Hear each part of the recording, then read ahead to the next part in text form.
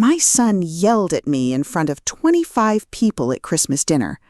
"Mom, if you want to keep living here, pay the rent like any other tenant or leave."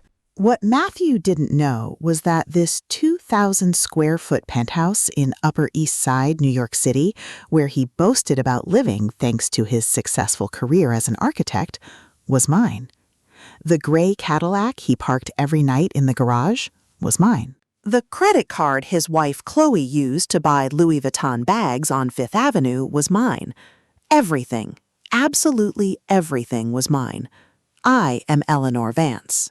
I am 64 years old, and this is the story of how my silence nearly destroyed my only son, and how breaking it saved him. Present scene. The aroma of the roasted turkey filled every corner of the penthouse. I had been working since 6 in the morning preparing the apple pie, the homemade pecan bars, and the candied yams that Matthew had loved since he was a child. 25 people were settling down in the dining room. Cousins, uncles, Matthew's friends, Chloe's colleagues. The table shone with china dinnerware and crystal glasses that reflected the lights of the Christmas tree. I moved from the kitchen to the dining room, serving, clearing plates, refilling glasses of California's Zinfandel. My apron was stained with gravy. My hair was pulled back in a simple bun. My hands, wrinkled by the ears, trembled slightly as I held the heavy serving platter. "Lucy, sit down for a moment," my cousin Beatrice told me, with that condescending smile I knew so well. "You've done enough. It's fine." "I'm okay," I replied, forcing a smile. From my position next to the open-plan kitchen counter, I could see the whole dining room. Matthew was sitting at the head of the table in his white linen shirt and that Rolex watch Chloe had given him last year. He was talking to his cousin Ryan about his latest project, an office building on Park Avenue. "This month has been absolutely insane," Matthew was saying, gesticulating with his wine glass. "The client is pushing hard on the deadlines. But hey, the salary for a senior architect in New York isn't bad at all. It's enough to keep this place, the car, and everything else." Chloe, sitting next to him, smiled with satisfaction. She was wearing a red dress that probably cost more than a nurse's monthly salary. Her perfectly manicured nails sparkled as she stroked Matthew's arm. "And even so," Chloe added, slightly raising her voice so everyone could hear, "the bills never stop coming. This house, the decorations, maintaining the lifestyle, nothing is free in New York City." Several heads nodded. My Uncle Thomas cleared his throat. "They are right. Rents in this area are impossible. $2,500 to $3,000 a month for a decent apartment." "Exactly." Matthew straightened up in his chair. "That's why I always say you have to work hard." No one gives you anything for free in this city. I felt a knot in my stomach, but kept serving the turkey. No one looked at me. No one noticed how my hands gripped the serving spoon harder than necessary. The conversation continued to revolve around money, the cost of living, and how hard it was to make ends meet for people who had just asked for the third bottle of $40 wine. Then it happened. Matthew wiped his mouth with his napkin, took a sip of wine, and looked directly at me. There was something in his eyes that I recognized immediately. The same determination his father, Arthur, had when he made important decisions. But this time, that look brought nothing good. "Mom," he said with a tone that cut off all conversations, "since we are talking about the subject of the house." The dining room fell silent. 25 pairs of eyes turned toward me. "I've been thinking," he continued, placing his glass on the table with a soft but firm thud, "that if you want to continue living here with us, you should contribute a portion of the rent, like any adult who shares a space." Time stopped. "It's only fair, right?" he added, looking around the table for approval. "We are all adults, and if that's difficult for you with your widow's pension, well, maybe it would be better for you to look for something more in line with your means." Chloe nodded, taking a sip of wine. "Nowadays, everyone must be responsible for their own expenses, even if they are family. In fact, precisely because we are family, we should be honest about these things." I looked around the table. My cousin Beatrice avoided my gaze. Uncle Thomas coughed uncomfortably and concentrated on his plate. I saw a couple of guests nod slightly, as if saying, "It makes sense." Aunt Martha even murmured, "Well, it's true that nowadays, at our age, we have to be more independent." No one, not a single person, raised their voice in my defense. No one said, "How can you talk to your mother like that?" No one asked, "Are you really kicking your mother out on Christmas?"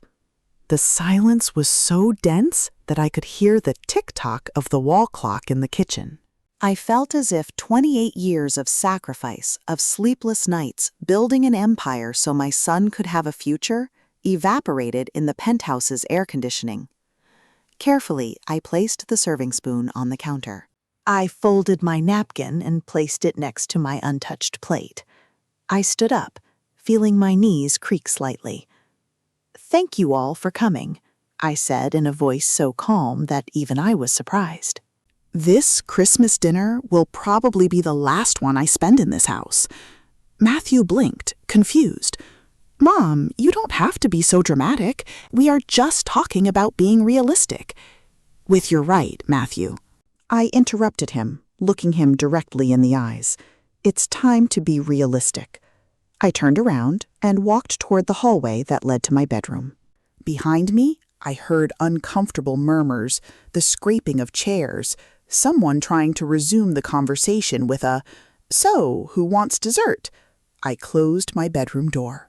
The sound of the latch was soft, but in my head it resonated like the closing of a complete chapter of my life. Flashback 30 years ago. I sat on the edge of the bed and looked around the small room that had been my refuge for the past 3 years. A single bed, an antique wardrobe, 2 photo frames on the nightstand. I picked one of them up, Arthur and I, on the day we inaugurated our first building in the Chelsea neighborhood. I was 34. I wore a simple floral dress and my hair was pulled back. Arthur held the ceremonial scissors, ready to cut the ribbon. Behind us, a modest 4-story building. Our first dream come true. How did I get here? How did I go from being a young mother with a dream to a widow supported by her son? Let me tell you the truth. The truth no one at that table knew. Flashback continues. 1989. Arthur and I met in rural Virginia. I was 19 years old. I worked cleaning houses. He was a construction worker. He was 22 and had the most hard-working hands I had ever seen in my life. We got married 6 months later in a simple ceremony at the town church. The honeymoon was a weekend in Myrtle Beach. When Matthew was born, we lived in a 300-foot studio in the Queensboro. Arthur worked in construction 12 hours a day. I did bookkeeping for small businesses from home, with Matthew sleeping in a crib next to me. Every dollar we earned went into a metal box we hid under the bed. No splurges, no vacations, only work, saving, and one dream, to buy our own property. It took us 12 years of counting pennies. 12 years of turning down dinners with friends because we already ate. 12 years of second-hand clothes from the flea market. 12 years of watching Matthew grow up in that tiny studio, sharing our bed until he was 7 because there was no space for another. In 1995, we finally bought our first apartment, 450 square feet in Chelsea, for $45,000. We renovated it ourselves. Arthur installed the plumbing. I painted the walls. Matthew, at 6 years old, handed us the tools. We rented it to a young couple for $400 a month. That money went into another box, and then to another apartment, and another. Arthur had a gift. He could see an abandoned building and visualize exactly how to turn it into something beautiful. I had another gift. I could make every dollar multiply in the ledgers. In 2003, we bought our 5th building. The lawyer suggested we create a company to handle everything legally. Arthur thought of the sparrows he always saw on the electrical wires in Chelsea, those small but tireless birds. Vega Properties, he said, like our last name, but with wings. Together, we overcame the 2008 financial crisis. When others sold in panic, we bought with strategy. Buildings in Brooklyn, apartments in Soho, commercial spaces in the Upper East Side. By 2015, Vega Properties had 47 properties in its portfolio. And then, one rainy Tuesday in November of 2017, Arthur put his hand to his chest while reviewing some blueprints in our office. "Calf" was the last thing he said before he fell. The hospital informed me it had been a massive heart attack. "He didn't suffer," were the doctor's words, as if they were a comfort. Return to present. I opened the nightstand drawer and took out a manila folder. Inside were documents that no one in this house knew existed. Articles of incorporation for Vega Properties LLC. Stock shares. Eleanor Vance, 85%. Executive Director, James Torres. Property contracts. Penthouse, Upper East Side, East 70th Street, 234. Owner, Vega Properties LLC. Vehicle, Cadillac, AE6. Registered to Vega Properties LLC. Authorized user, temporary, Julian Vance. Additional credit card, primary account, Eleanor Vance. I slowly flipped through the pages. Each document was a reminder of what I had built, of what I had allowed my son to believe was his. Flashback 3 years ago. Matthew had finished his architecture degree. He got a job at a respectable firm. His salary was $2,800 a month. Not bad for New York, but not enough for the lifestyle he had always dreamed of. One day, he came to visit me at the Vega Properties office. I kept a low profile, working from a small office in the back of the building, while James handled the public meetings as CEO. "Mom," Matthew said, sitting down across from my desk, "I want to move out on my own. I found an apartment for rent in the Upper East Side, but it costs $2,200 a month. With my salary, it's possible, but it's tight." I looked at my son. He had inherited Anthony's eyes, that determination. But there was also some youthful naiveness that didn't yet know the real price of things. I opened the Vega Properties system on my computer. "We have an empty penthouse on East 70th Street, I told him. 2,000 square feet, renovated 2 years ago. Market value $3,500 a month. Matthew's eyes widened. "Mom, that's way out of my budget." "I'll rent it to you for $1,400, I said. "It's an internal discount. Employees' sun rate." "Seriously?" His face lit up. "But won't you need it?" "I'm fine in my apartment in Chelsea." I lied. In reality, that Chelsea apartment was also mine, but he didn't know it. Besides, I prefer to live simply. "You're young. You deserve a nice place." He signed the contract that same week. On paper, it said Lessee Julian Vance, lessor Vega Properties LLC. He never asked who was behind Vega Properties. 2 months later, Chloe appeared in his life, a fashion influencer with 50,000 followers on Instagram. I saw her posting photos of the penthouse. My architect boyfriend has impeccable taste for spaces. When they got married, I gave him something else, an additional credit card linked to my account. "Just for emergencies," I told him, "in case you ever need something important." Something important became dinners at Michelin restaurants. Emergencies were $2,000 handbags. I received the statements every month and paid them in silence. $600 here, $1,200 there, $3,400 on a trip to Miami. I never said anything. And when Matthew asked if he could use one of the company cars to better represent himself in meetings with clients, James signed the authorization, which I approved from my small office. "It's temporary," I told James, "just until he saves up for his own car." 3 years later, that temporary was still his gray Cadillac. Present decision. I took out my cell phone. It was 11:47 p.m. on Christmas night. Outside, the fireworks from some private party lit up the New York City sky. I dialed a number I had on speed dial. "James, it's Catherine."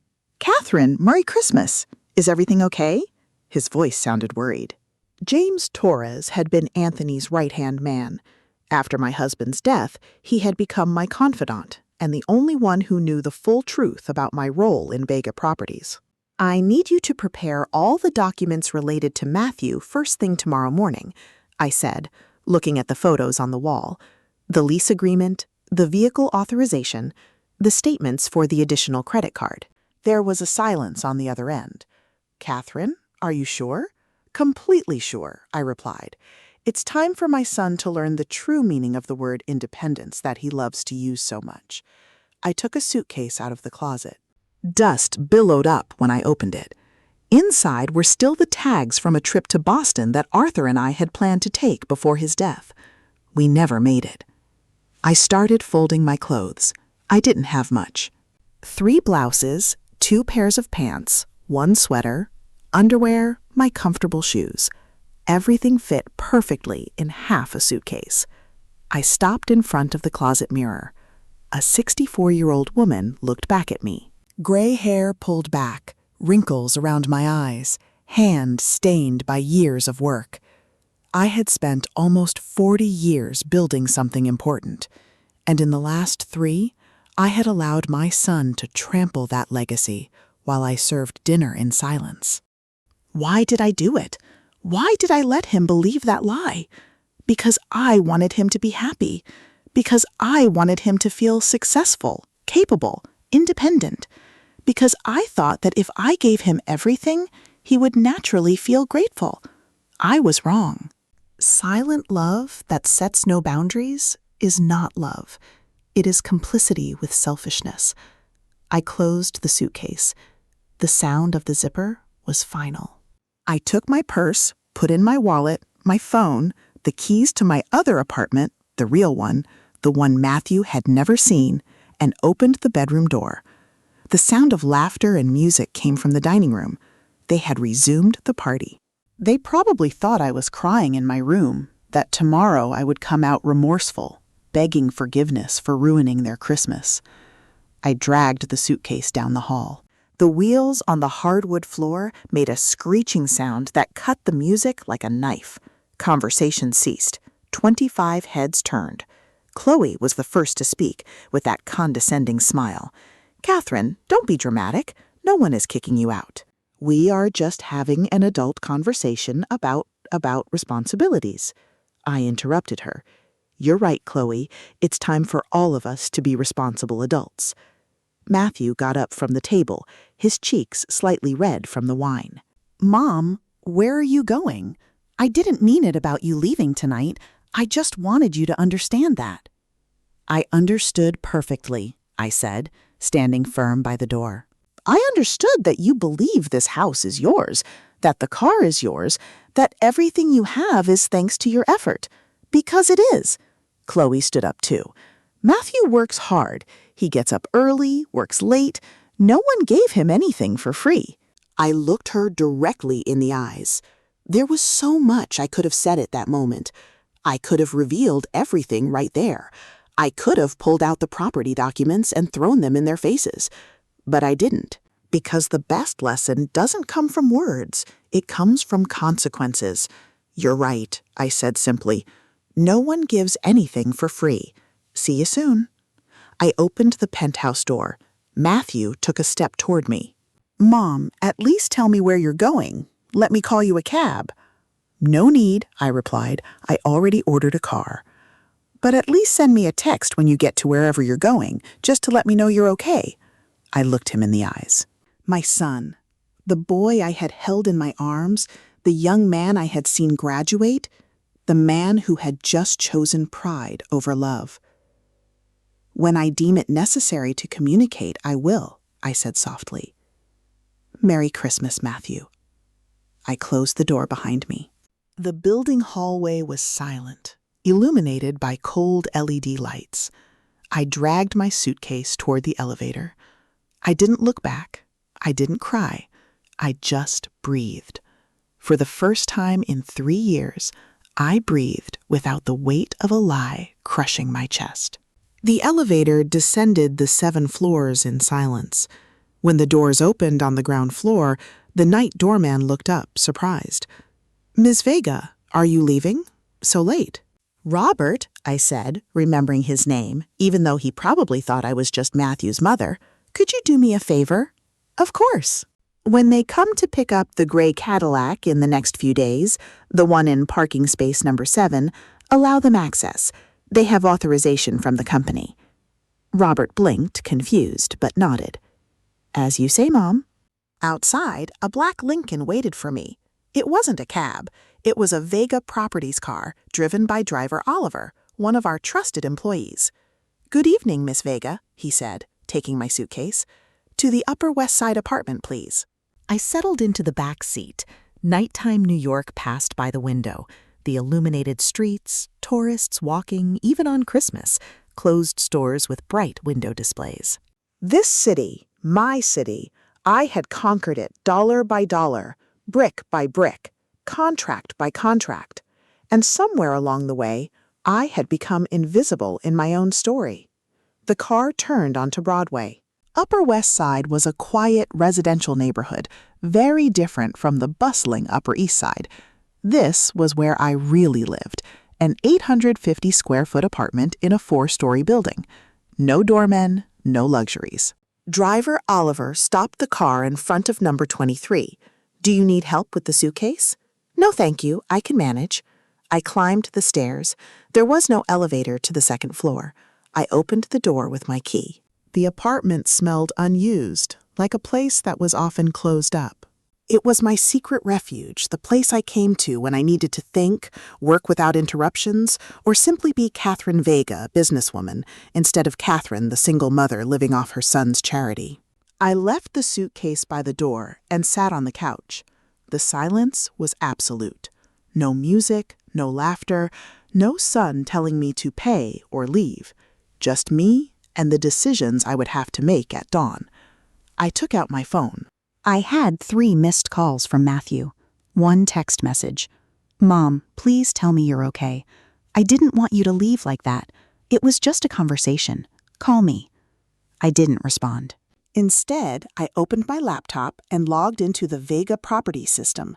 I clicked on the folder, Julian Vance Assigned Assets. A list appeared. Lease agreement, East 70th Street, 234, expires January 31st, 2024. Assigned vehicle, Cadillac AE6, temporary authorization. Additional credit card limit, $5,000, linked to primary account. 3 clicks.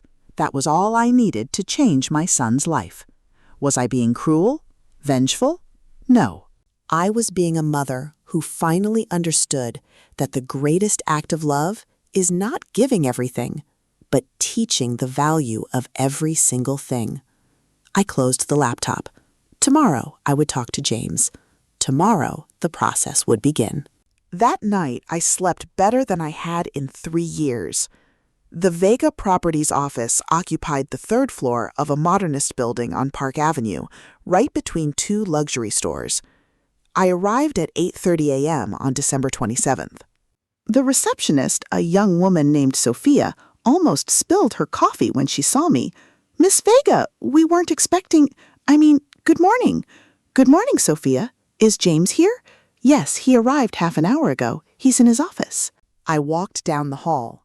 The walls were decorated with photographs of our most emblematic buildings. In one of them, taken 5 years ago, at the inauguration of a residential complex in Brooklyn, Arthur appeared with his construction helmet, smiling at the camera. Next to him, blurred in the background, was me. No one knew who that woman was. Just another employee. I knocked on James's door. Come in. James Torres was 45 years old, with graying hair at the temples, always impeccably dressed. When he saw me, he immediately stood up. Catherine, please sit down. I didn't sit down right away. I went to the window. From here, you could see the entire avenue, the morning traffic, tourists with their maps, New Yorkers rushing to the subway. Did you bring the documents? I asked. James opened a manila folder on his desk. Everything is here, but before we continue, I need to ask you, are you absolutely sure once we start this? James, I turned to him. Arthur and I built this in silence, with humility. We never wanted to be the rich family that shows off. But at some point, my silence stopped being humility and became a lie that allowed my son to talk to me as if I were a burden.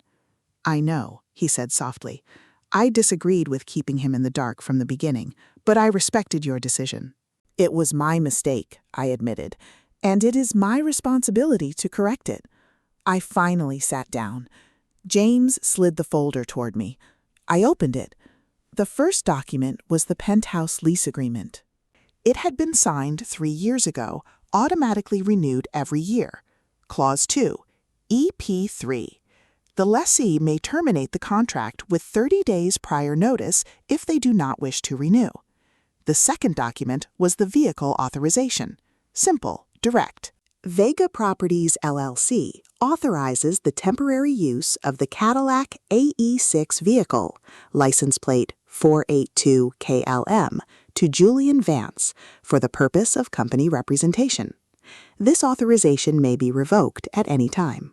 The third was the credit card report for the last 6 months. My hands trembled seeing the numbers.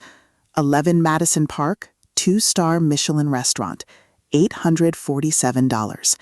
Louis Vuitton, 5th Avenue, $3,400. Four Seasons Hotel New York Executive Suite, $2,200. Trip to Las Vegas, $3,200. Ethan Allen Designer Furniture, $1,900. The list went on. Page after page of expenses that totaled $47,320 in 6 months. Meanwhile, I was still wearing the same old navy coat from 5 years ago. "Did you also bring Rachel?" I asked, referring to our lawyer. "She's waiting in the conference room." Rachel Martinez was a 50-year-old woman with a reputation for being ruthless but fair. She had handled all our legal affairs since Anthony died. When I entered the conference room, she already had her laptop open and several legal codes marked with yellow sticky notes. "Catherine," she said, shaking my hand, "James gave me a heads up on the situation. I'm very sorry about what happened." "I don't need condolences," I said, sitting down. "I need legal solutions." Rachel nodded, appreciating my directness. "Very well. We have 3 assets your son currently enjoys: the residence, the vehicle, and the credit card. Let's look at the options for each." She opened a presentation on her laptop and turned the screen toward me. "Property, Penthouse, Upper East Side. The contract is about to expire on January 31st. Legally, you have the right not to renew it. You just need to send a formal notice with 30 days advance warning, which would be today, December 27th. What if he refuses to leave? Then we initiate eviction proceedings.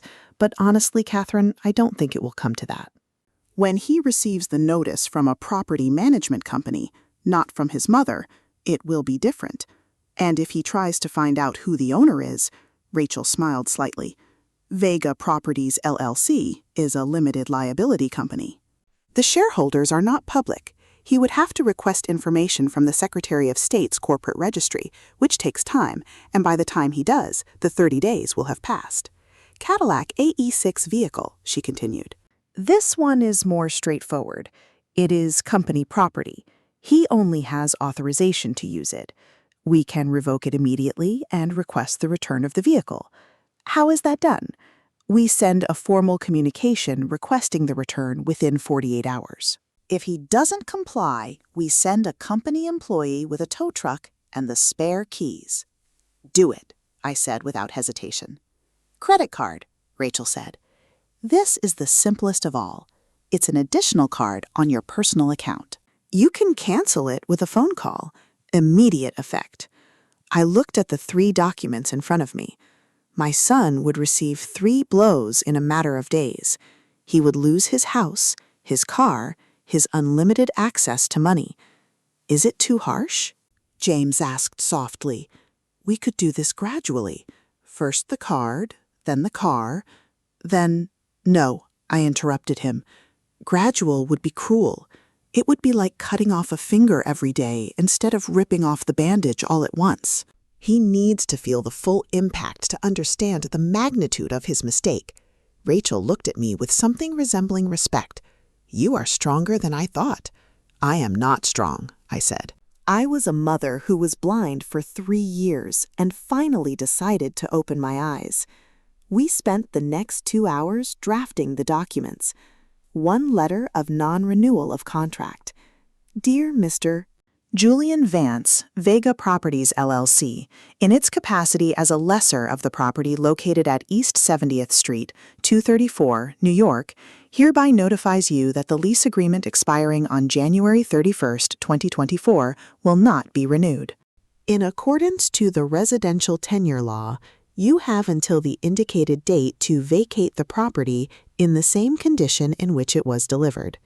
Sincerely, James Torres, Executive Director, Vega Properties LLC. 2. Request for vehicle return. Dear Mr. Julian Vance, the purpose of this letter is to inform you that the temporary authorization for the use of the Cadillac AE6 vehicle, license plate 4082 KLM, property of Vega Properties LLC, is revoked as of this date.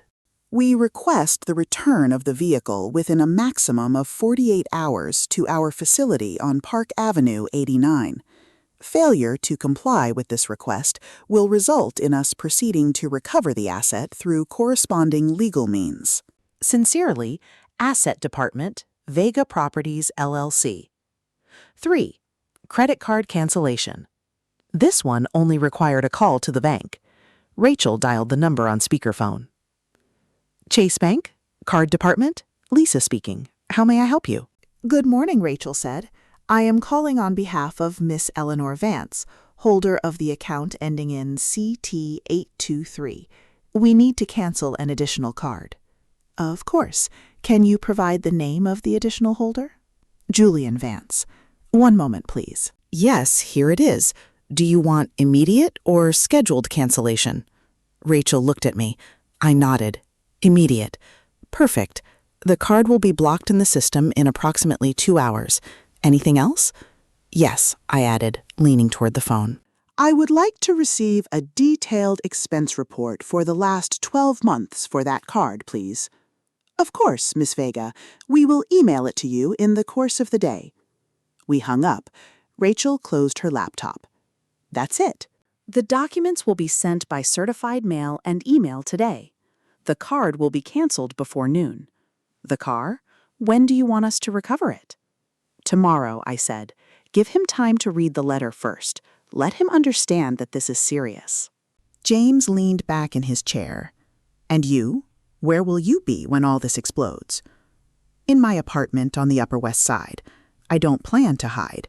If Matthew looks for me, he knows where the office is, but I'm not going to make anything easy for him. And if he goes to the press, Rachel asked, millionaire mother kicks out her son. That could be a juicy headline. Let him, I said. I have 28 years of documents showing exactly how I built this empire, and I have 6 months of statements showing how he and his wife used it as their personal ATM. I stood up. My knees creaked slightly. 64 years. Sometimes I felt every one of them in my bones. Thank you both.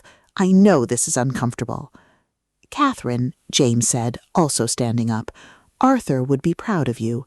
He always said true love sets boundaries. I wish you had listened to him sooner. I felt a lump in my throat. Arthur, how much I missed him in moments like this. I wish I had too, I whispered. I left the office at 11:30 a.m. The winter sun shone on Park Avenue. Tourists were taking photos of the St. Patrick's Cathedral. A young couple was arguing about which restaurant to choose for lunch. Normal life continued. I stopped in front of the Louis Vuitton window. There, on the center mannequin, was a bag I recognized from the statements, $2,634. Chloe had bought it in October and flaunted it on her Instagram with the caption, "When your husband spoils you." At that moment, my phone vibrated. A message from Matthew. "Mom, good morning. Where are you?" "I stopped by the Chelsea apartment I thought was yours, but the doorman says a young couple lives there. Can you call me? I'm worried." I put the phone away without responding. I walked to a small coffee shop in Soho, one of those that don't have Instagram, just good coffee and honest sandwiches. I ordered a cortado and a cross. The total, $3.50. Chloe probably spent that on a single fingernail at the manicurist. My phone rang. It was James. The emails were sent, he said. Matthew should receive them any minute. Perfect. Catherine, are you really okay? Yes, I replied, looking out the coffee shop window.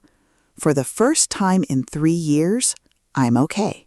I hung up and took a sip of coffee. Hot, strong, unadorned. Just like the truth that was about to hit my son. Day 1, December 28th, 9:15 a.m. Matthew opened his laptop at the Penthouse dining table. Chloe was still asleep. The night before, they had been up until 3 in the morning arguing about the Catherine drama. Exaggerated, Chloe had said. Your mother has always been dramatic. She'll be back tomorrow begging for forgiveness. But that morning, there were no messages from his mother, no calls, just a strange silence that gave him a knot in his stomach. He clicked on his inbox. Among the corporate Christmas emails and newsletters he never read, he saw a subject line that chilled his blood. Formal notification, lease agreement termination. Sender, Vega Properties Administration. His heart started beating faster. He opened the email with trembling hands.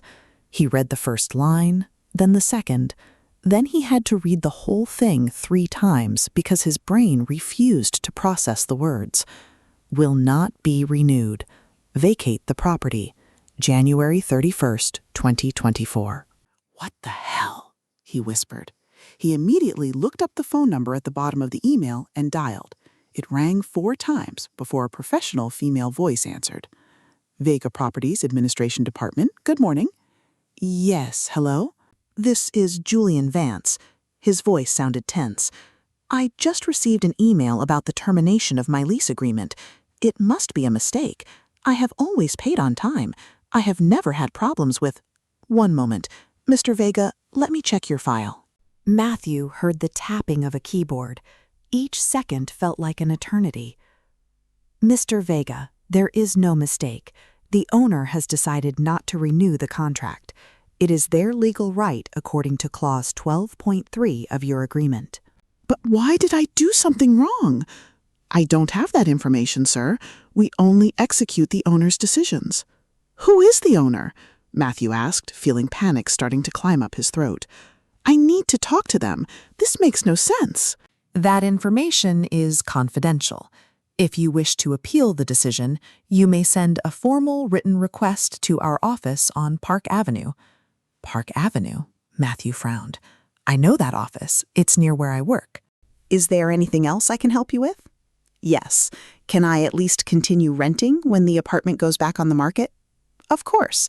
When the property is available again, you can apply like any other applicant. The current market price for that unit is approximately $3,800 a month. Matthew almost dropped the phone. $3,800? But you pay $1,400, Mr. Vega, a preferential price that will no longer apply. The line went dead. Matthew sat there staring at his phone screen. $3,800. His monthly salary was $2,800 after taxes. It was mathematically impossible. Matthew! Chloe appeared in the bedroom doorway, wrapped in an expensive silk robe. Why are you yelling? We're being evicted, he said in a hollow voice. We have to be out of the apartment before January 31st. Chloe blinked as if he had spoken a foreign language. No, that can't be. This is your apartment.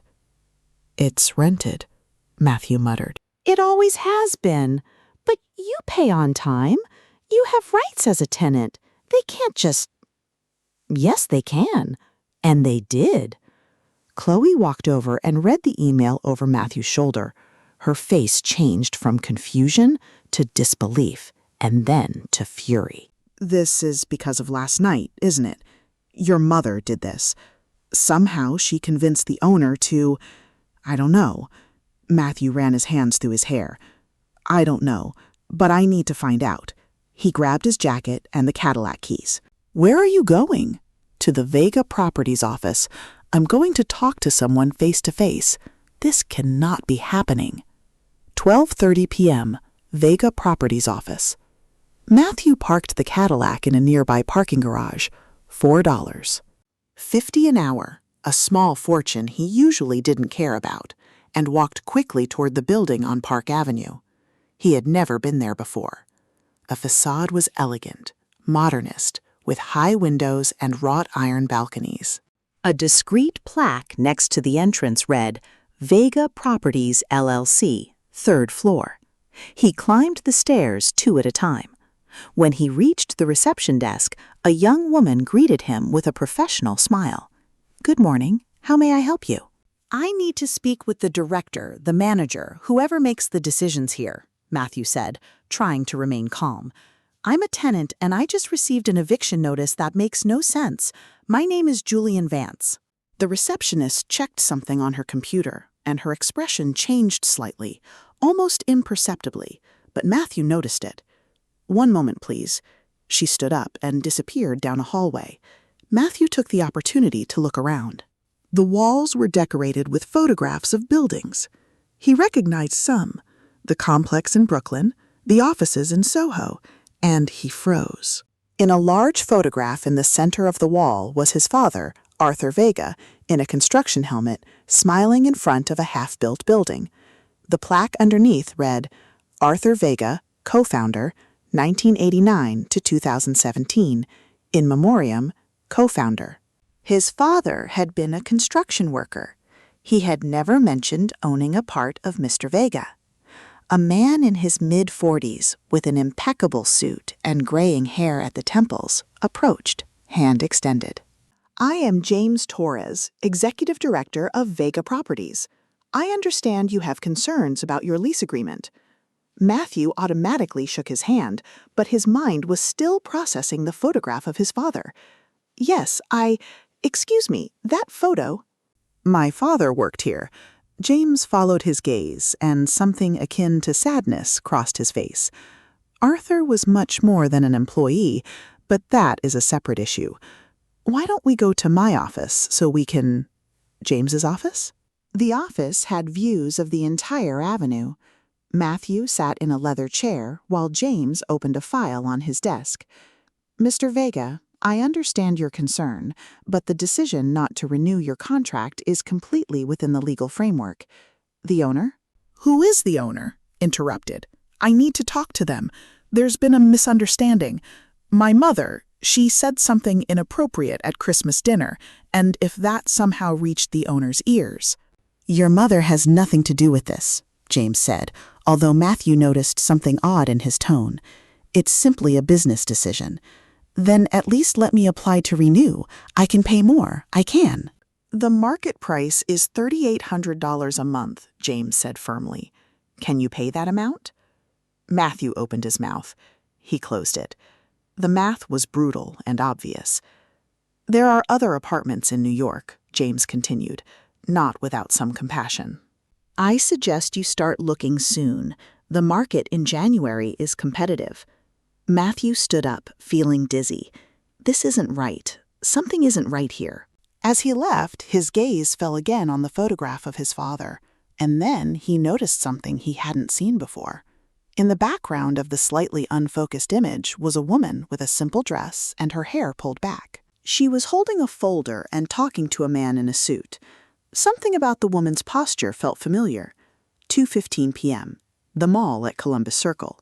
Chloe had decided that retail therapy was the solution.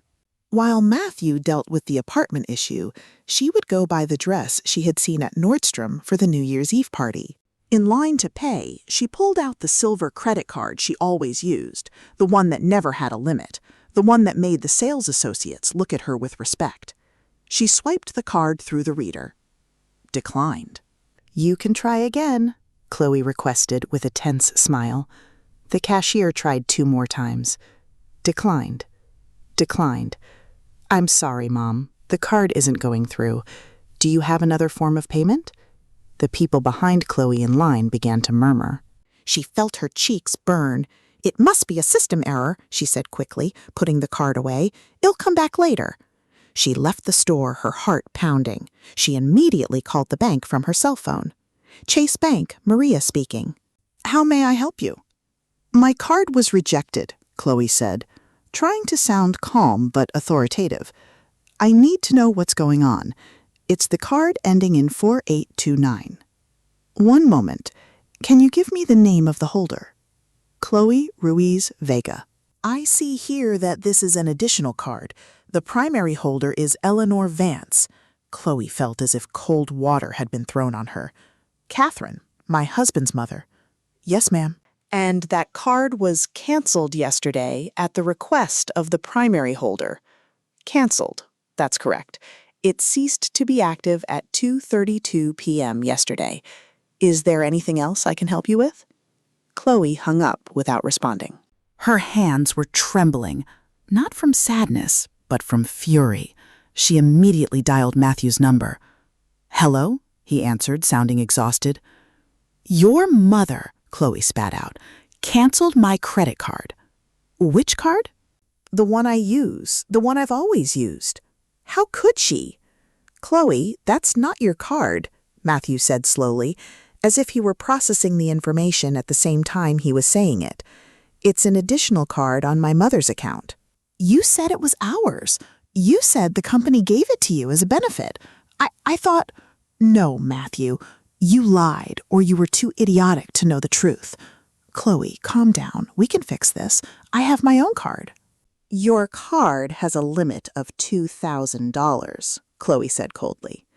Do you know how much I spend a month? Do you know how much it costs to maintain my image, my social media, my life? Maybe that's the problem, Matthew muttered. What did you say? Nothing. Forget it. I'm coming home. We need to talk. Chloe hung up and stood in the middle of the mall, surrounded by other people's shopping bags, bright window displays showing things she could no longer have. For the first time in 3 years, Chloe Ruiz felt poor, and she hated that feeling with every fiber of her being. Day 2, December 29th, 8 a.m. Matthew woke up with a pounding headache. He had spent the whole night before arguing with Chloe. She wanted him to do something, to talk to his mother, to fix this. But how? His mother didn't answer his calls. He didn't know where she really lived. And every time he tried to think clearly, the image of his father on the Vega Properties wall came back to his mind. The doorbell rang at 8:15 a.m. Matthew opened it, expecting the delivery person with the breakfast Chloe had ordered, charged to her own card, this time with visible disgust. Instead, he found 2 men in reflective vests holding clipboards. Good morning, Mr. Julian Vance. We are from Vega Properties Asset Department. We are here to recover the Cadillac AE6 vehicle, license plate 4182 KLM. Matthew blinked, confused. Recover? That's my car. The older man opened his clipboard and showed him a document. According to our records, the vehicle is the property of Vega Properties LLC. You had temporary authorization for use, which has been revoked. We need you to hand over the keys and sign this return receipt. This is ridiculous. Matthew felt the blood rush to his face. That car was given to me 2 years ago. I use it for work. You can't just come and take it. Mr. Vega, the man said with professional patience, you have the document here. The vehicle was never transferred to your name. It was always company property. Here is your signature authorizing the temporary use for business representation purposes. He showed him a page, and there it was. Matthew's signature from 2 years ago on a document that clearly said temporary authorization. How had he not read it carefully? What if I refuse? Then we will proceed to recover it with a tow truck and the backup keys we have in our possession. Mr. This can be easy or difficult. You decide. Chloe appeared behind Matthew, still in her pajamas. What is going on? They're taking the car, Matthew said in a defeated voice. What? Chloe pushed Matthew aside. That car is ours. You can't just. Mom, please. The man maintained his professional tone. We are only employees following orders. If you have any complaints, you can go to our offices. Matthew turned around, went into the apartment, and returned with the Cadillac keys. He dropped them into the man's hand without a word.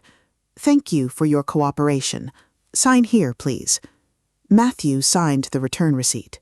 The men inspected the car, took photographs, and 10 minutes later, the gray Cadillac was disappearing down the street. Matthew and Chloe stood in the building entrance, staring at the empty space in the parking lot. "Your mother," Chloe said slowly, "is destroying us." "I don't understand." Matthew shook his head. "None of this makes sense. How can my mother have so much power over—" He stopped. An impossible, absurd idea began to form in his mind. The photograph of his father at Vega Properties, the word co-founder, James Torres' strange looks, the fact that the entire apartment, the car, the card were connected to Vega Properties. "No," he whispered. "It can't be." "What can't be?" Chloe asked. But Matthew was already running back to the apartment, looking for his laptop. "Search for the truth," Matthew typed into Google. Vega Properties owners. The first results showed basic corporate information. Vega Properties LLC. A real estate management company founded in 1995. Executive Director James Torres. Portfolio 47 properties in New York City and the metropolitan area. Estimated value $38 million. He clicked on images. Photographs of buildings, inauguration ceremonies, press articles appeared, and then he saw her. A photograph from 2015 taken at the inauguration of a residential complex in Brooklyn.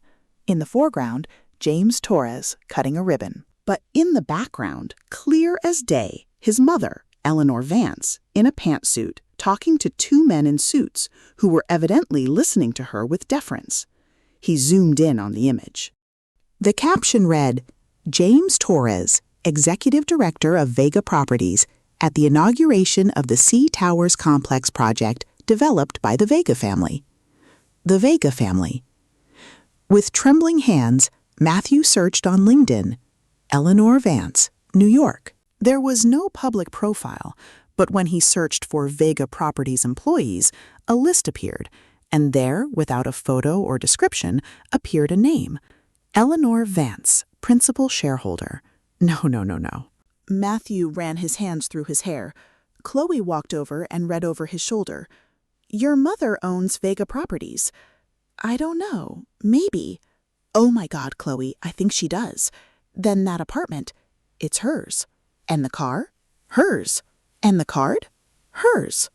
Everything is hers. Chloe collapsed onto the couch, her face pale. "We've been living in her house, spending her money, while you—" She turned to him with furious eyes. "While you boasted to everyone that you had made it on your own." "Oh my God, Matthew! You told her to pay rent in her own house?" Matthew felt nauseous. "I didn't know. I swear to God, I didn't know. How could you not know? Didn't you ever ask?" Did it never seem strange to you that an apartment in the Upper East Side cost $1,400? I thought it was an employee price or something. She always lived so modestly with her old clothes, her small apartment. What small apartment? Chloe laughed humiliously. "Matthew, I'll bet anything that small apartment was also a sham. She probably has a mansion somewhere she never showed us." Matthew stood up abruptly and grabbed the house keys. "Where are you going?" Chloe asked. "To find someone who will tell me the truth." 2:20 a.m., St. Luke's Hospital. His grandmother, Carol, was in room 304, recovering from pneumonia. Matthew hadn't visited her since she was admitted a week ago. He had been too busy with work and Christmas parties. When he entered the room, his grandmother was awake, reading a magazine. She looked up, and a shadow of disappointment crossed her face before she could hide it. "Matthew, what a surprise!" "Grandma?" Matthew walked over and kissed her wrinkled cheek. She looked fragile, small beneath the hospital sheets. "How are you feeling?" "Better. The nurses say I can go home in a few days." "That's good." There was an awkward silence. Carol looked at him with those eyes that always saw more than one wanted to show. "You didn't just come to ask about my health, did you?" she finally said. What happened, Grandma? Matthew sat in the chair next to the bed. I need you to tell the truth about Mom. What truth? Vega Properties, the money, everything. Carol slowly closed the magazine. So you finally found out. I knew, son. I was there from the beginning. I watched your mother and father save every penny for years. I watched them buy their first apartment. I watched them build that empire brick by brick. Why did they never tell me, Carol? She sighed, a tired sound that seemed to carry decades of weight. Because your mother wanted you to be strong on your own. She didn't want you to grow up like those spoiled rich kids who think the world owes them something. But they lied to me. They didn't lie to you, Carol corrected him firmly. They just didn't tell you everything. There is a difference. They let me believe that I was supporting the house, that I was taking care of her. And that made you feel good, didn't it? Carol asked knowingly. It made you feel important, the successful son who takes care of his poor widowed mother. Matthew opened his mouth to protest, but the words caught in his throat. Your mother, Carol continued, could have lived in a mansion. She could have retired 10 years ago, but she chose to live modestly. She chose to work every day, and she chose to give you advantages without you becoming dependent on them. Or she tried to. What do you mean? Matthew, how much did you spend last month on restaurants, on clothes, on trips? Matthew didn't answer. Your wife, Carol, almost spat the word. She has posted 47 photos in the last month showing off your luxurious life. Handbags that cost more than a nurse's monthly salary, while your mother, the woman who owns all of that, wears the same jacket from 5 years ago. I didn't ask for any of that, Matthew said weakly. You didn't ask, but you accepted. And you didn't just accept, son. You boasted. You told the world that you had achieved all of that. And on Tuesday night, in front of 25 people, you told your mother to pay the rent or get out. Tears began to roll down Matthew's cheeks. I didn't know. And does that make it better? Carol took his hand with her weak strength. Your mother taught you with her silence, but you learned the wrong lesson. You thought her humility was weakness, her generosity an obligation. What do I do now, Grandma? Carol squeezed his hand. Learn what she tried to teach you from the beginning. The real value of things, the effort it takes to build something, the difference between having privileges and deserving them. How do you start? From scratch, son, like your mother and father did, without their money, without their contacts, just you and your own effort. That's the only way you can look her in the eyes again someday. Matthew sat there for a long time, holding his grandmother's hand, crying for everything he had lost and for everything he was just beginning to understand. 2 weeks later, January, Matthew was standing in front of an old building in the Queens neighborhood. The paint on the facade was peeling. There was no doorman. The mailbox was rusty. This is number 23, said the real estate agent. A young man with excessive gel in his hair, 450 square feet, 1 bedroom, small kitchen, 8th floor, no elevator. How much? $850 a month, plus utilities. Chloe, standing behind Matthew with her arms crossed, let out a bitter laugh. Is this a joke? It's a shoebox. It's what we can afford, Matthew said without looking at her. I can't live here. Chloe gestured toward the building. Look at this place. What am I going to post on Instagram? Living my best life in an apartment with no elevator. Then don't live here, Matthew said wearily. The real estate agent coughed uncomfortably. Do you want to see the inside, or? Yes, Matthew said. No, Chloe said at the same time. Matthew looked at her for the first time that afternoon. Chloe, I need to make a decision. I have to hand over the keys to the penthouse on January 31st. I can't afford this place. It's ugly, it's small, but it's what my real salary allows me. If that doesn't work for you, it doesn't work for me, Chloe said firmly. Matthew, this is not what I signed up for when I married you. What did you sign up for? A contract where I keep you in endless luxury? I signed up for a life. A life you promised. The successful architect, the nice apartment, the trips, the dinners. That life wasn't real, Matthew said, feeling something break inside him. It was a lie. A lie my mother financed while I believed the story. Chloe took off her sunglasses and looked at him with cold eyes. Then find a way to get it back. Talk to your mother. Beg for forgiveness. Do whatever you have to do, but don't ask me to live in this. She looked at the building with disgust. Whole. My mother won't answer my calls. She doesn't respond to messages. I don't know where she really lives. Then find out. Go to her office. Beg her if you have to. I won't beg her for money. Why not? Chloe threw up her hands. Pride? Now you have pride? You didn't have it when you were spending her money on $800 dinners. The truth of those words hit Matthew like a punch. In going to rent this apartment, he finally said, "You can come with me or not. You decide." He turned to the real estate agent. I want to see it. Chloe stood on the sidewalk while Matthew climbed the stairs behind the agent. She didn't follow him. When Matthew reached the 8th floor, panting and his legs burning, he knew Chloe was right about one thing. This wasn't what they had had, but for the first time in his life, it would truly be his. Chapter 6. The Awakening. The apartment in Queens was exactly as depressing as it looked from the outside. The walls had moisture stains. The kitchen had appliances from the 90s. The bathroom had pink tiles that were probably original from 1975, but it was his, or at least it would be after he signed the contract. Matthew moved in on January 30th with 2 suitcases and a feeling of shame that weighed on his chest like a stone. Chloe had left 3 days earlier, back to her parents' house in Miami, leaving a note that simply said, "Call me when you become the man I married again." Matthew didn't know if he had ever been that man. He spent his first day in the new apartment on the floor.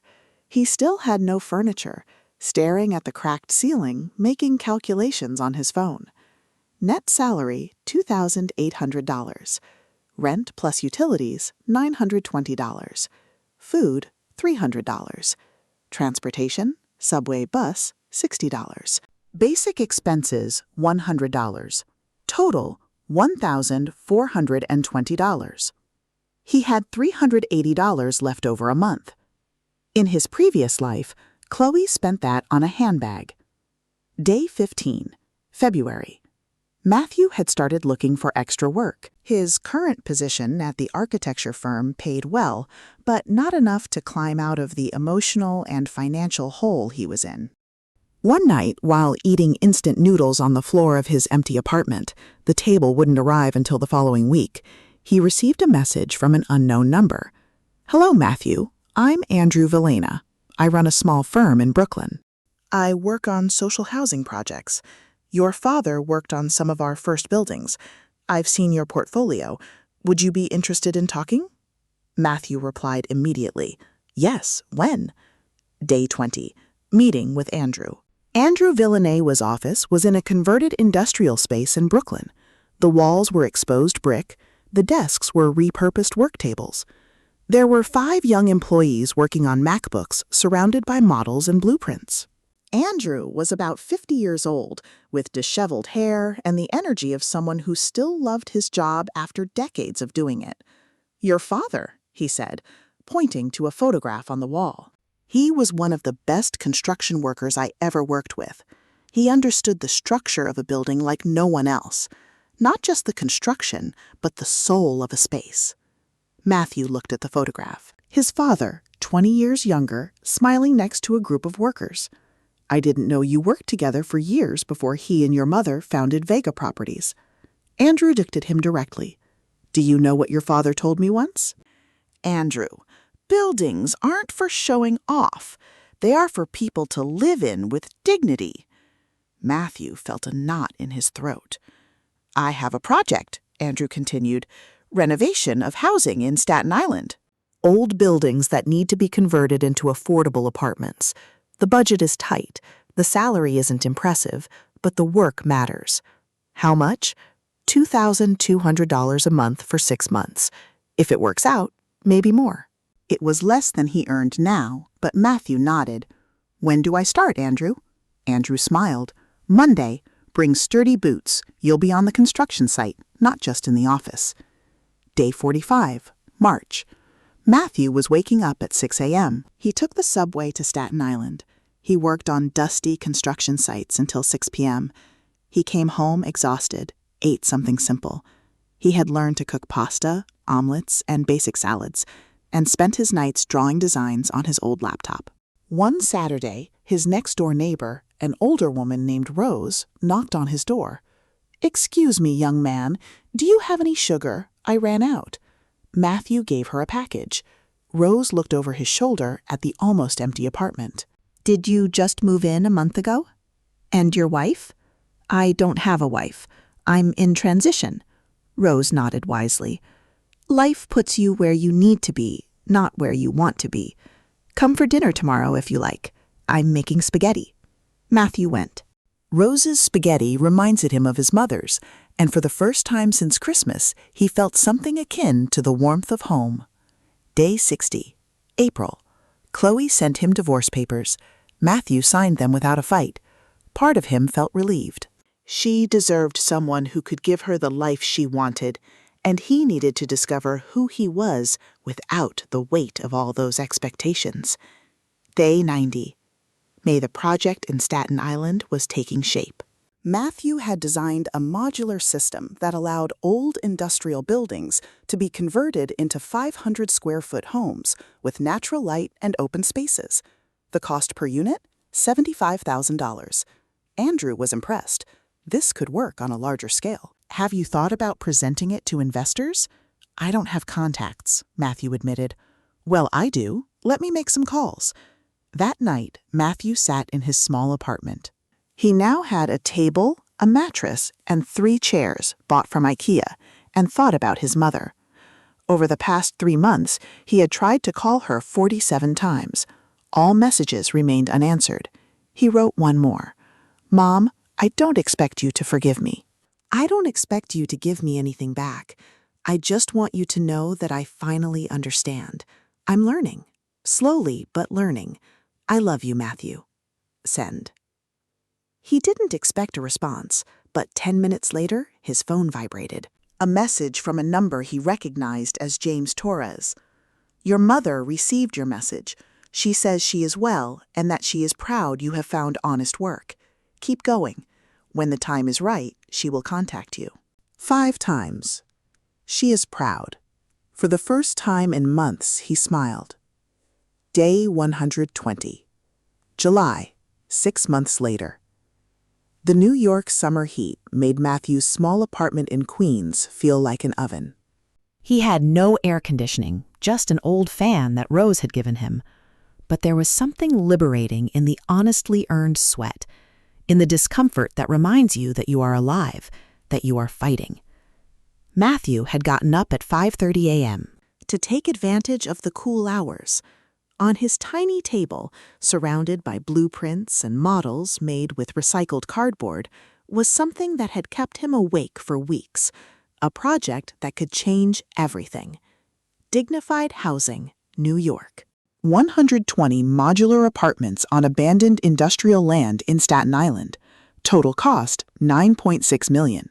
Price per unit, $80,000. Aimed at low to middle-income families who had been pushed out of the New York housing market. It wasn't just architecture. It was social justice. His phone rang. "Andrew, Matthew, good morning. Are you sitting down?" "Yes." "Why?" "Because I got you an audience. There is an investment group interested in social impact projects. They want to see you on August 15th. Matthew felt his heart race. "Who are they?" "I can't tell you much. They are discreet, but they have serious capital. If your presentation is good, Matthew, this could be real." "How much capital?" "Enough to build the entire complex." "But Matthew, you need to be flawless. This is an opportunity that won't be repeated. When he hung up, Matthew looked at his reflection in the bathroom mirror. 6 months had changed his face. He was thinner. He had dark circles under his eyes from working nights. His hands had calluses from being on the construction sites.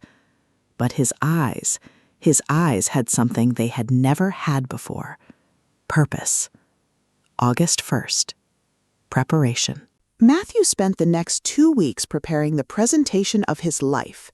He worked on the construction site by day and in his apartment by night. Rose brought him coffee and omelets. Sometimes she stayed to watch him work. "You remind me of someone," she said one night. "Who?" "A woman I used to see on the subway years ago. She always carried blueprints under her arm. She always had that same look you have, determination mixed with fear." Matthew looked up. What was she like? Older, elegant, but simple. I once saw her arguing with 3 men in suits over a contract. She shut all 3 of them up. Rose smiled. She had your same jaw, your same way of frowning when you think. Matthew felt a lump in his throat. "Was it my mother?" "I don't know, son. But whoever that woman was, she built important things like you are now."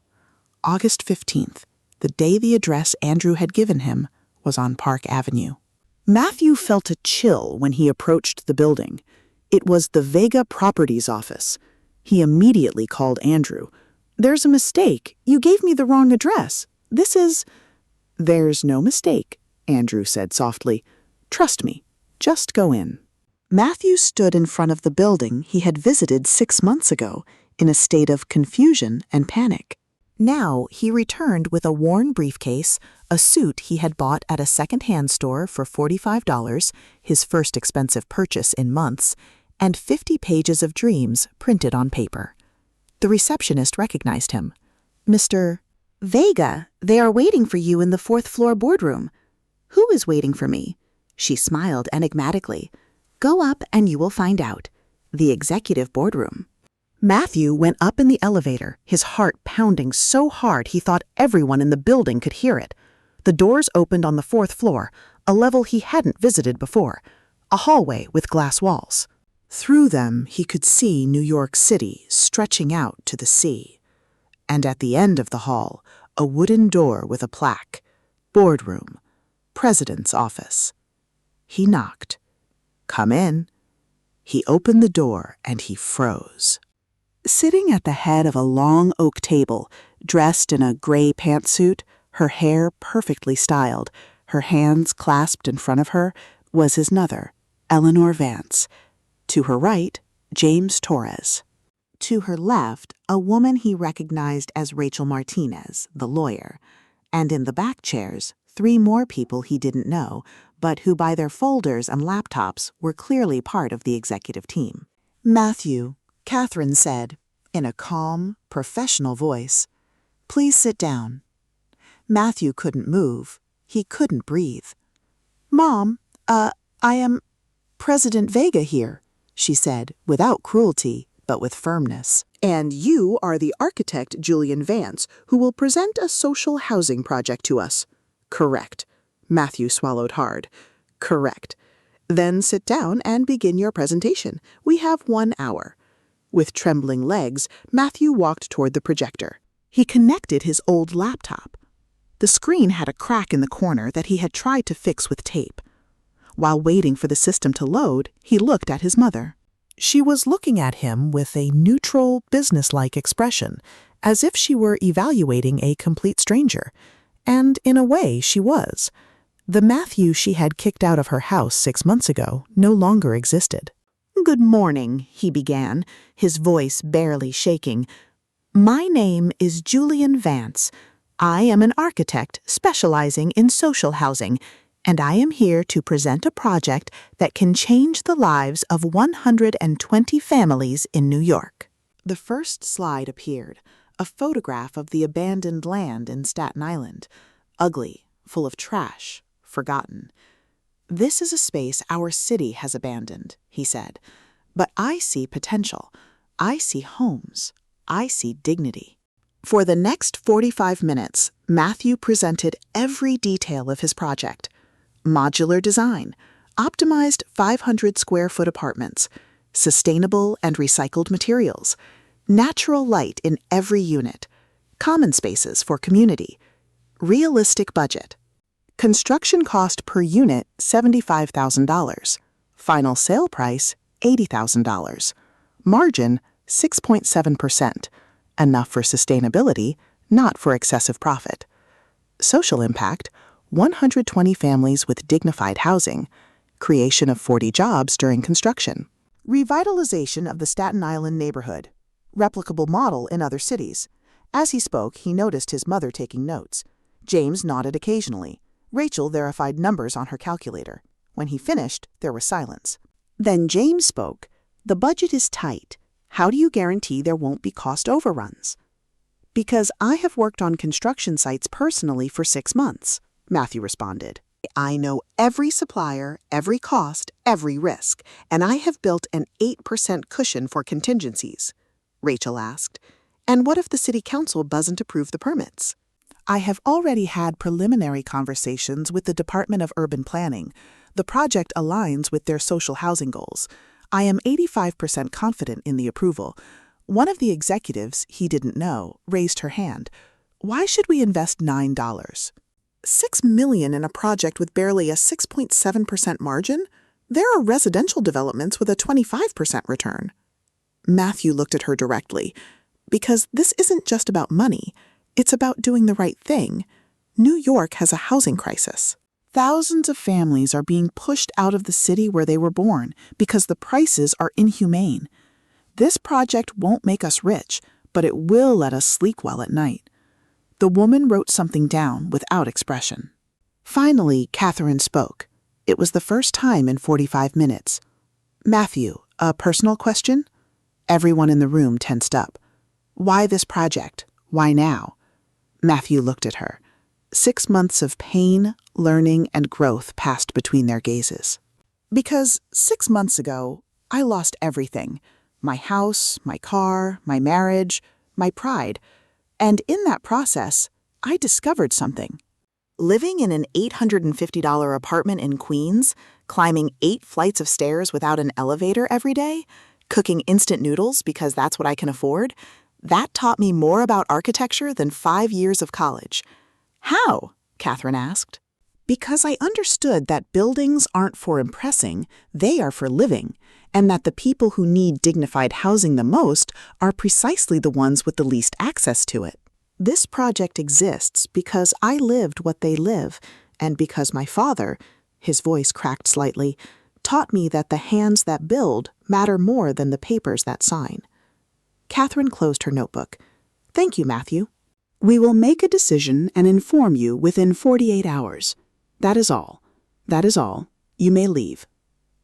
Matthew gathered his laptop, his papers, his worn briefcase. He walked toward the door. With his hand on the doorknob, he paused. President Vega? Yes.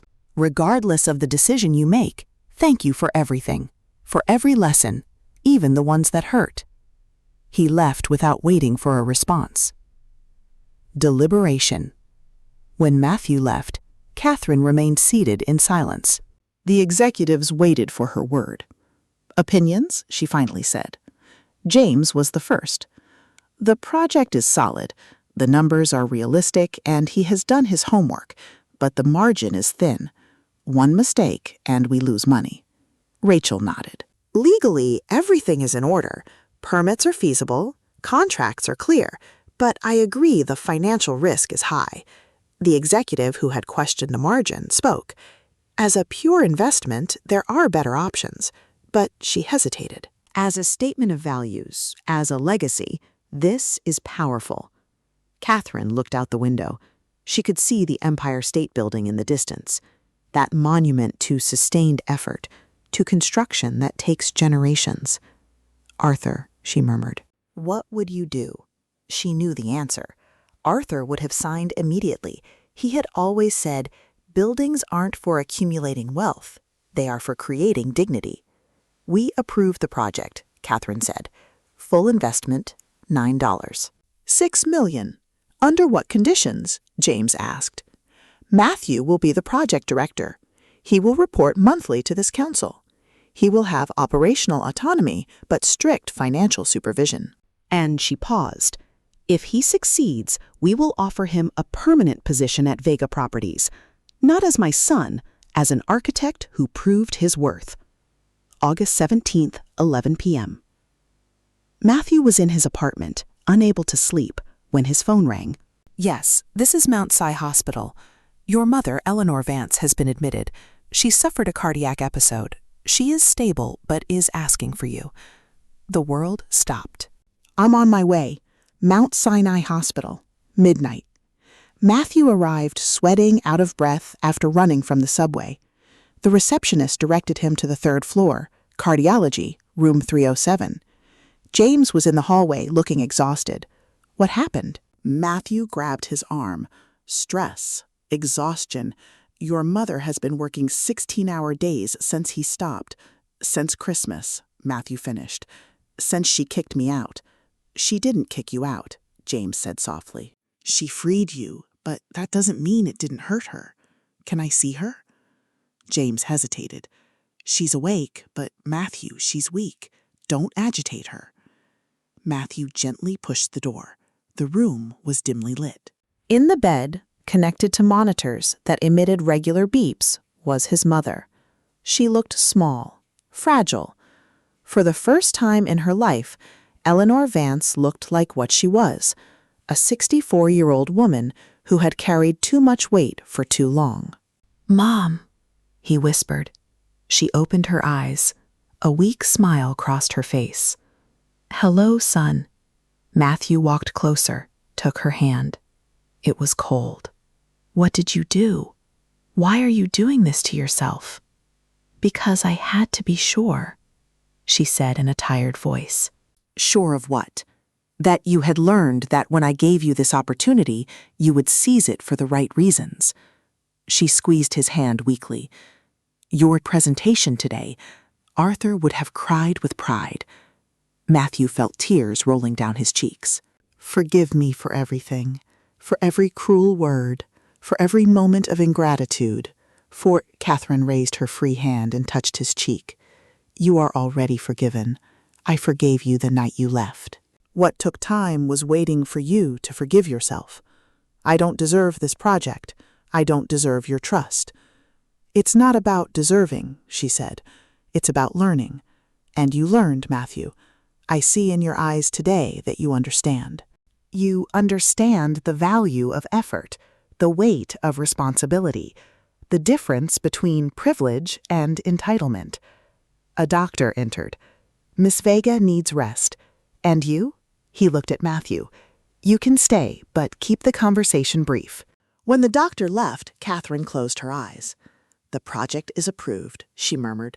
"You start Monday. James will give you the details. You're going to be okay. I'm going to be perfect.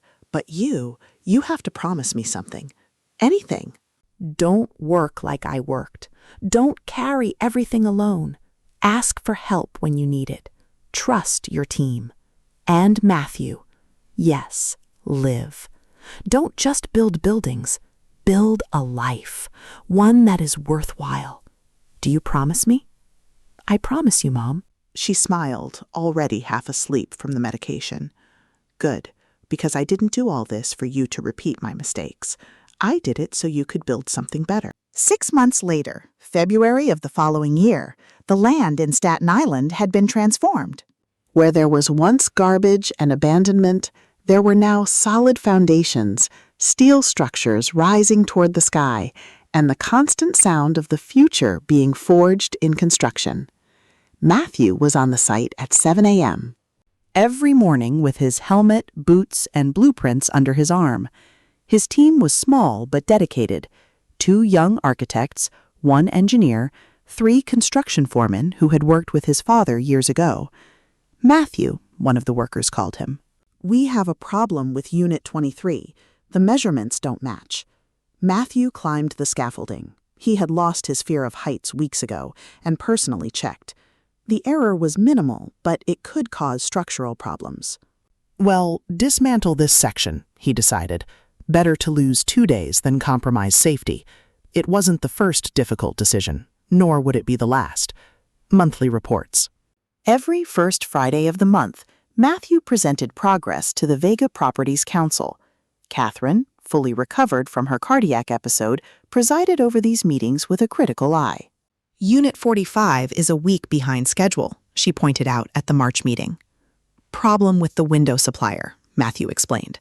It's already resolved. We'll be back on schedule next week. And the budget? We are 3% under projection. I negotiated better prices with 3 suppliers. James smiled from his seat. Catherine simply nodded and continued with the next page of the report. But after the meeting, when everyone had left, she stopped him. Good work, Matthew. 3 words. But coming from her, they were worth more than any paycheck. Crisis. May. One rainy Tuesday in May, part of a wall collapsed. No one was hurt, thank goodness, but 3 workers had been in that area minutes earlier. The investigation revealed that a subcontractor had used cheaper materials than specified to increase their margins. Matthew was devastated. "I should have supervised more closely," he told Andrew that night, sitting on the construction site in the rain. "You can't be everywhere," Andrew replied, "but you can learn from this."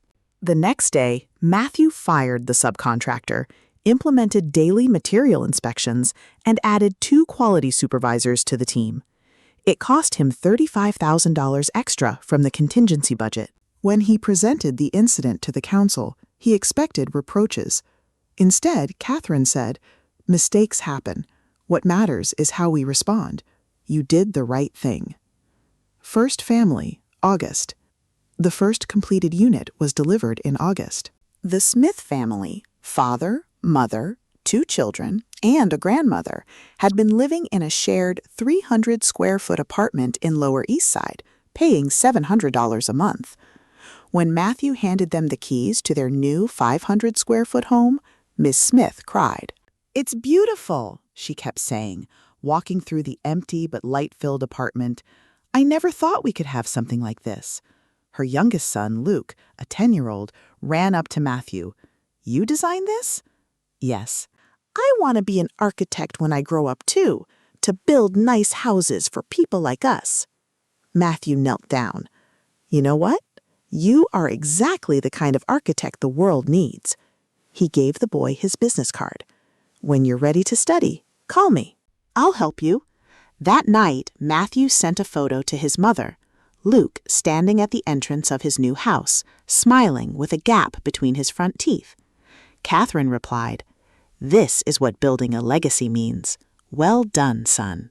December 24th, 1 year later, Catherine was in the kitchen of her real apartment in the Upper West Side.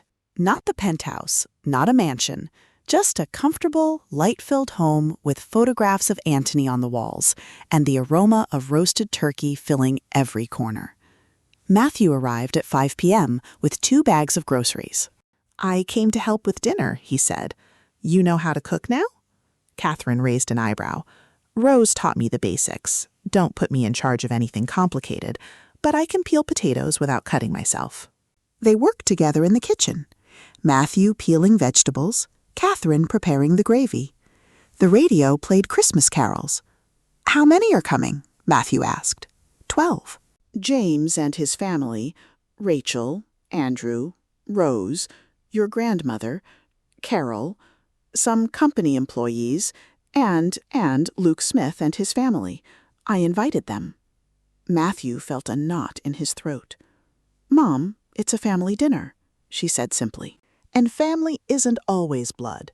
Sometimes it's the people who build with you." Dinner, 8:30 p.m. The table was smaller than the year before. There was no expensive china or crystal glasses, just mismatched plates, regular glasses, and food made with love. But the conversation was real. The laughter was genuine. And when Luke showed Matthew a drawing he had made, a tall building with the word hope written above it, everyone applauded. At 10 p.m., Matthew stood up. His heart was pounding. "I want to say something." The table fell silent. Exactly 1 year ago, at a Christmas dinner, I said the cruelest words I have ever said to someone I love. I told my mother to pay the rent in her own house. I humiliated her. I treated her like a burden. He looked at Catherine, who was listening with bright eyes. And she, he continued, did what only a truly wise mother would do. She didn't yell at me. She didn't explain. She simply let me fall. She let me lose everything. And in that fall, she taught me to fly. He turned fully toward her. Mom, I spent this year learning what you always knew, that the value of things is not in their price, but in the effort it took to create them. That wealth without character is poverty disguised, and that true love sometimes has to be hard to be real. He pulled an envelope from his pocket. This is for you. Catherine opened it.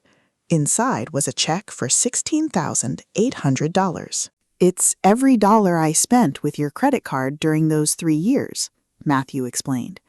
It took me 12 months to save it, but it's yours with interest. Catherine looked at the check. Then she tore it into pieces. I don't want your money, she said softly. I want your character, and that, my son, is priceless. She stood up and hugged him.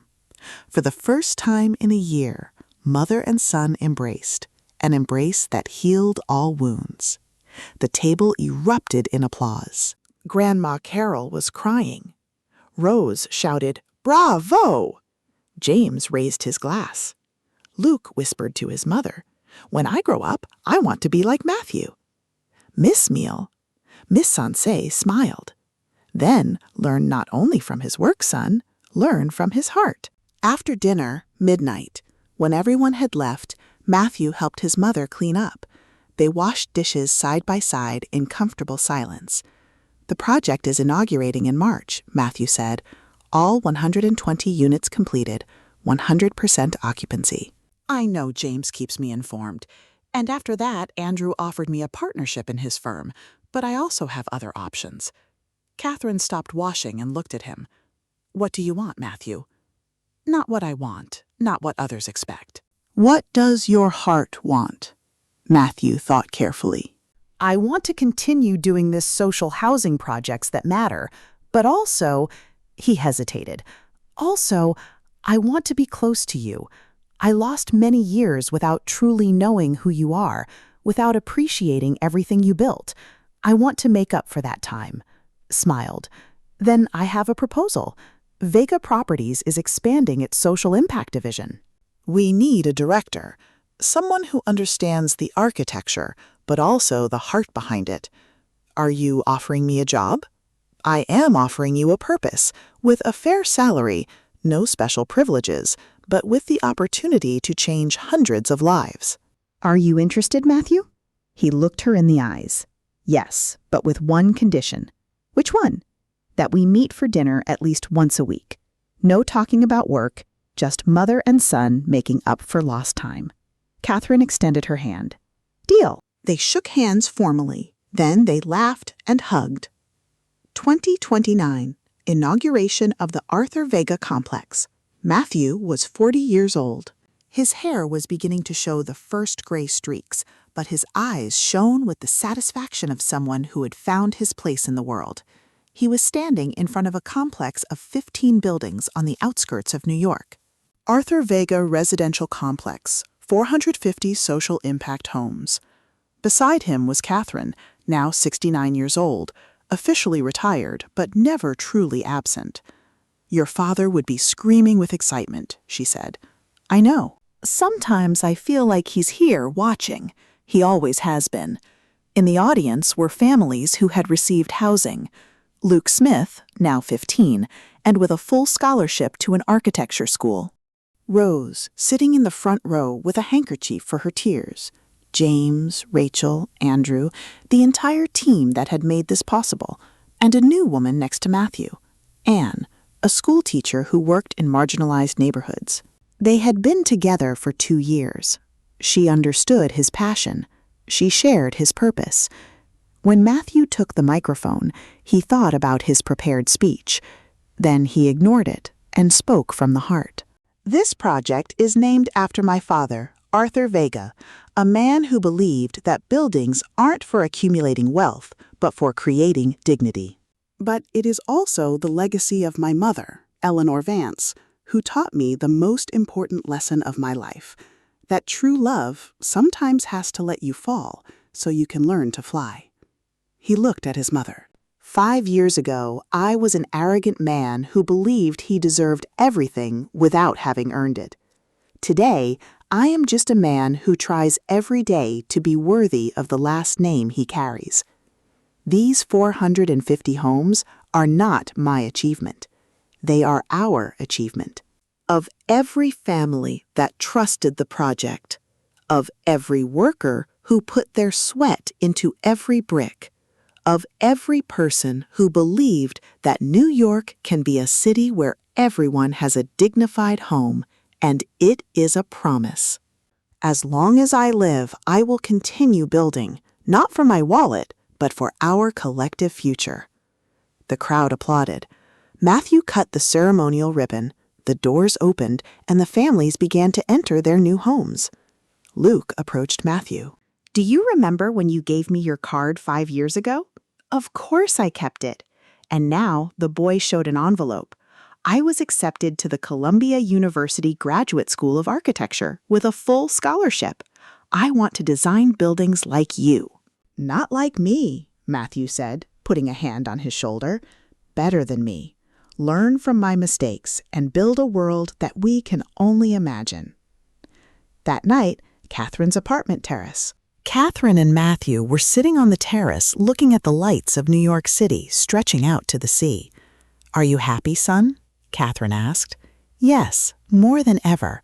And Anne is different from Chloe. Real, genuine." She loves my work, not my status. That's the difference between love and transaction. Matthew nodded.